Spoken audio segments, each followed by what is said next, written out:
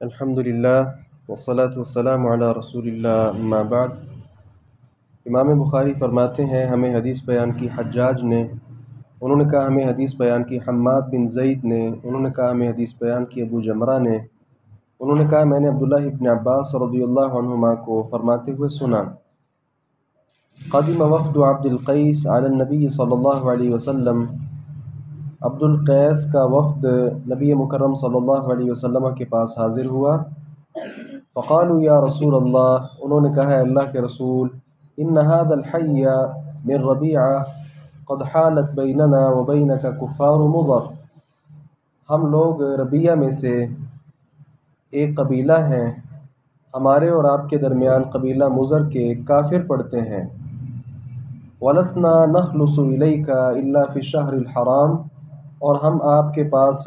حرمت والے مہینے میں ہی پہنچ سکتے ہیں۔ فمرنا بشیء ناخذہ عنک وندعو الیہ من وراءنا، اس لیے آپ ہمیں اس بات کا حکم دیں جو ہم آپ سے سیکھ لیں اور اپنے پیچھے والوں کو بھی اس کی دعوت دیں۔ تو آپ صلی اللہ علیہ وسلم نے فرمایا آمرکم باربع، میں تمہیں 4 چیزوں کا حکم دیتا ہوں، وانہاکم عن اربع، اور 4 چیزوں سے منع کرتا ہوں، الایمان باللہ، اللہ پر ایمان لانا، وشہادت اللہ الہ الا اللہ، اور اس بات کی گواہی دینا کہ اللہ کے سوا کوئی عبادت کے لائق نہیں ہے، وعقد بیدہ ہکذا، اور آپ نے شمار کرنے کے لیے ہاتھ کے اشارے کے ساتھ گرہ لگائی، واقام الصلاۃ، اور نماز قائم کرنا، وایتاء الزکوٰۃ، اور زکوٰۃ ادا کرنا، وان تؤدوا خمس ما غنمتم، اور جو تم غنیمت حاصل کرو اس کا 5واں حصہ ادا کرو گے۔ یہ 4 چیزوں کا آپ نے حکم دیا۔ وانہاکم، اور میں تمہیں منع کرتا ہوں، عن الدباء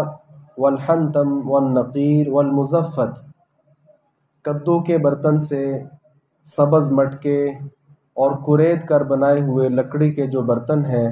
اور روغنی برتن، ان سے آپ صلی اللہ علیہ وسلم نے فرمایا کہ میں تمہیں منع کرتا ہوں۔ یہ حدیث مبارکہ پہلے بھی ہم پڑھ چکے ہیں۔ یہاں امام بخاری رحمہ اللہ نے بطور خاص زکوٰۃ کی فرضیت واضح کرنے کے لیے اس کا یہاں پر دوبارہ سے تذکرہ کیا ہے کہ وہ جو قبیلہ تھا، آپ صلی اللہ علیہ وسلم نے انہیں بڑی اہم چیزیں سکھائی تھیں، تو ان اہم چیزوں میں زکوٰۃ کا تذکرہ بھی آپ نے کیا تھا، اور باقاعدہ فرمایا تھا کہ 4 باتوں کا حکم دیتا ہوں۔